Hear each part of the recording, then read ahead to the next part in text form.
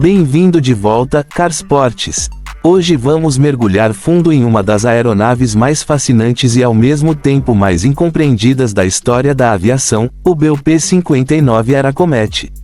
O primeiro caça-jato já construído pelos Estados Unidos, um avião que marcou o início da era dos jatos americanos.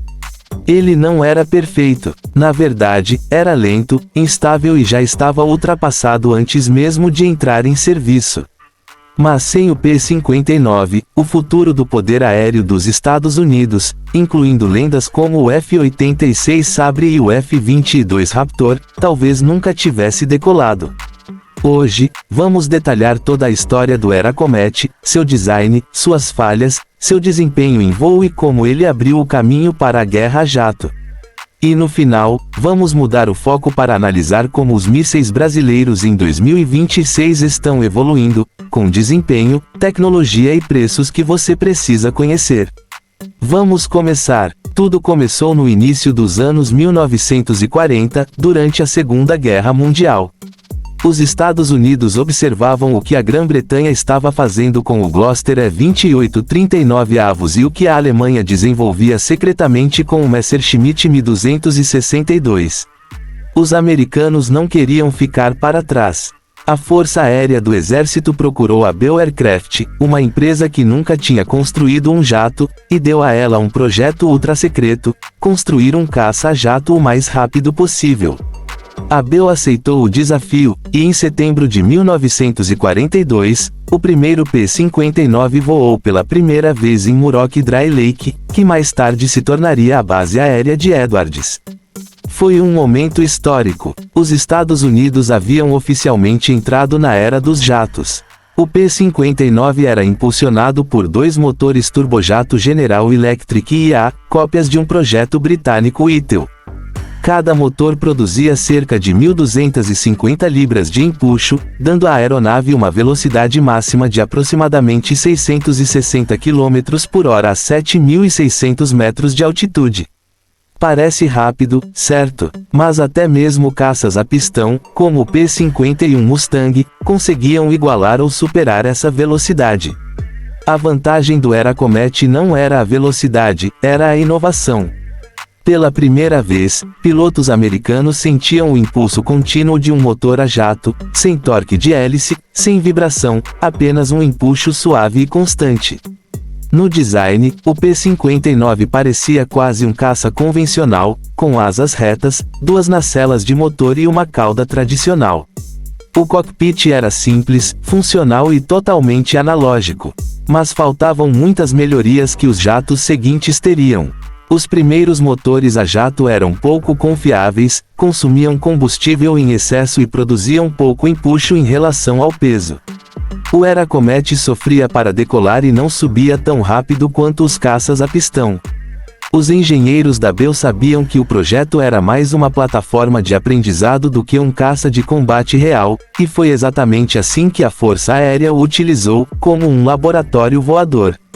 Durante os testes, os pilotos relataram que o P-59 era lento nas curvas, instável no eixo de arfagem e com aceleração fraca.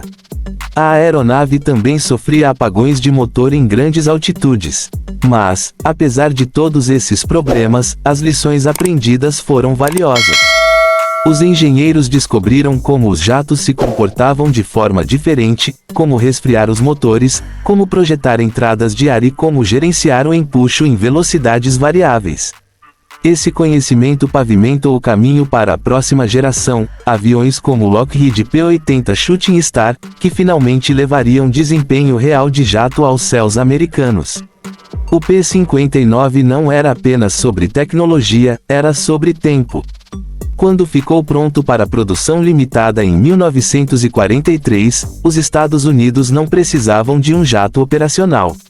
A guerra estava sendo vencida com aviões a pistão, e o alcance limitado e a lenta taxa de subida do Aerocomet o tornavam inadequado para combate.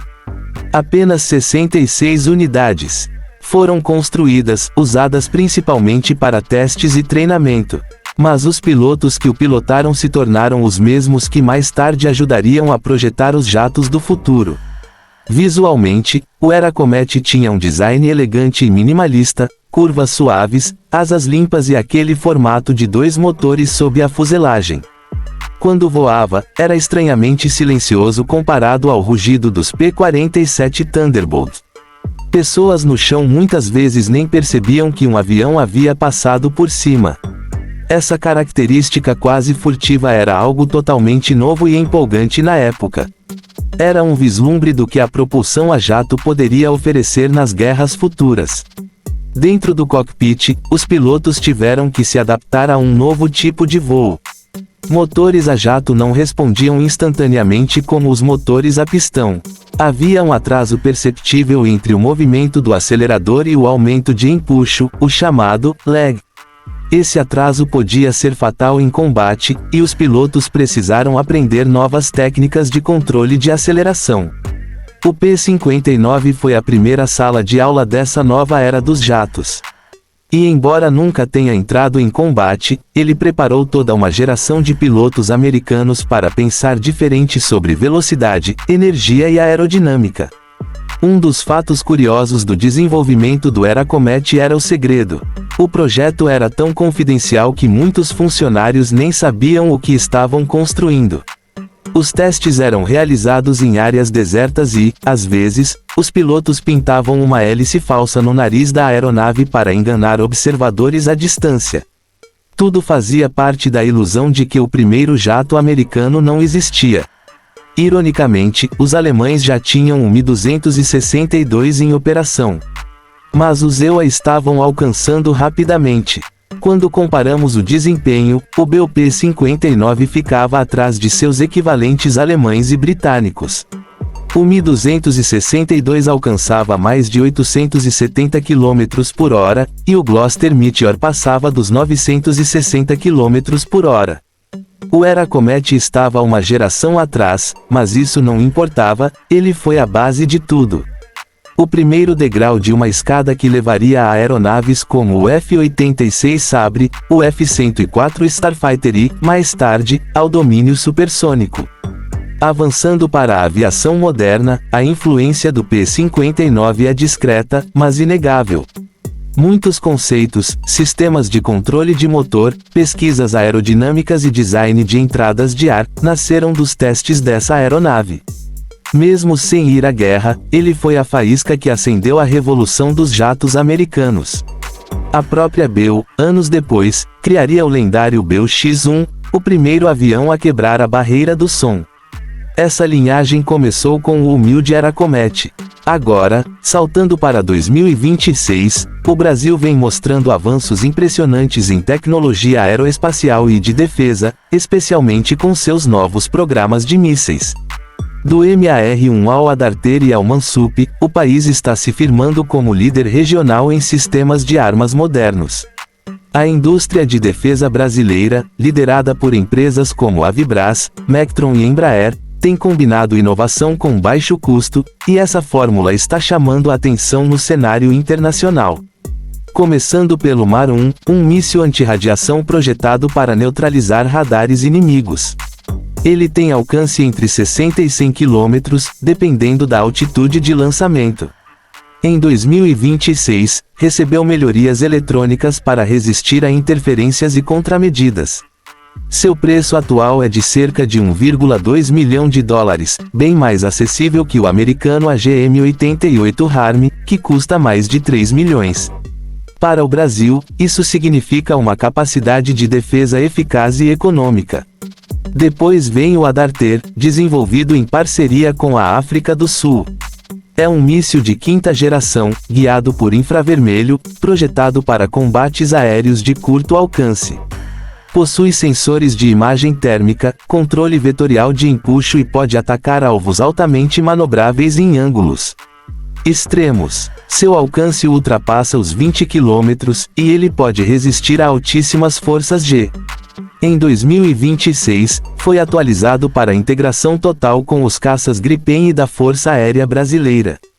Cada unidade custa entre 400 milhares de dólares e 500 mil, competindo diretamente com o M9 vezes americano, porém por um custo bem menor. Por fim, o MANSUP, míssil antinávio desenvolvido para a Marinha do Brasil.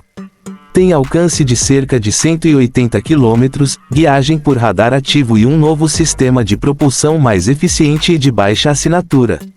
Com preço em torno de 1,8 milhão de dólares, é uma das armas marítimas mais avançadas da América do Sul, prova da maturidade tecnológica brasileira. Comparado aos anos anteriores, os avanços de 2026 mostram que o Brasil deixou de apenas fabricar tecnologia estrangeira.